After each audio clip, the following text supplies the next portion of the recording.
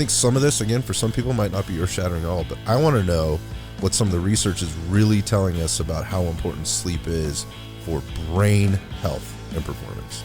Oh, absolutely. And if you think about it, even 10 years ago, what did we read about in Fortune magazine and the business magazines? It was work yourself to death. Get up at 4 in the morning. If you're not up at 4 and working, you're a lazy. loser. And you better be working till 10 and going.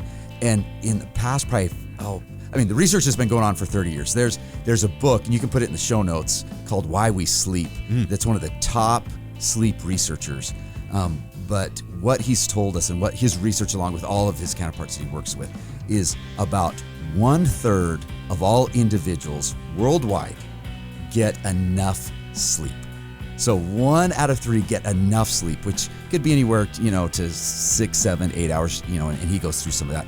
But sleep is, and it's right up there. I would almost say it's number one, because when you get enough sleep, it is absolutely life-changing. So we go over the health aspects. Like, if you don't get enough sleep, you're at risk for cancer, heart disease, your learning goes down, the ability to think and make decisions goes down. Just the health benefits, your immunity to immunity to disease goes down. What happens then is, when we sleep, one of the most important things is the brain cleans itself out. And so it moves all of the memories, and it goes through and decides what was important, what wasn't important, depending on emotions and chemicals that went through the brain, and moves it into long-term memory.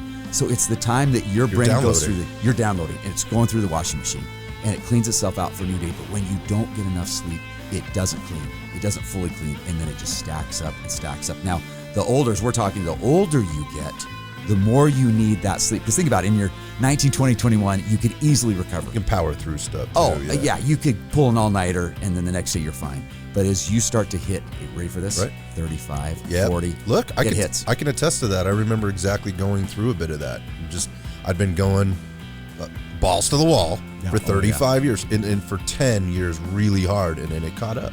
Oh, it does. It showed up. If you want a short life, here's what he says. If you want a short life, then just don't sleep. And that's one of the best ways. So sleep is, it's hilarious. At the front of his book, and it's called, Why We Sleep, I highly recommend it, is he says, if you fall asleep during reading this book, I'm really happy. He's hilarious. But it really gives a lot of research. It's one of the most important things we can do. And yet, unfortunately, in a lot of industrialized countries, it's like, work hard, don't sleep. And sleep is to be mentally healthy. And can I say that's probably a lot of the reason, and we'll know more as research comes out, dementia and Alzheimer's are coming about because people are not sleeping and the brain can't repair itself.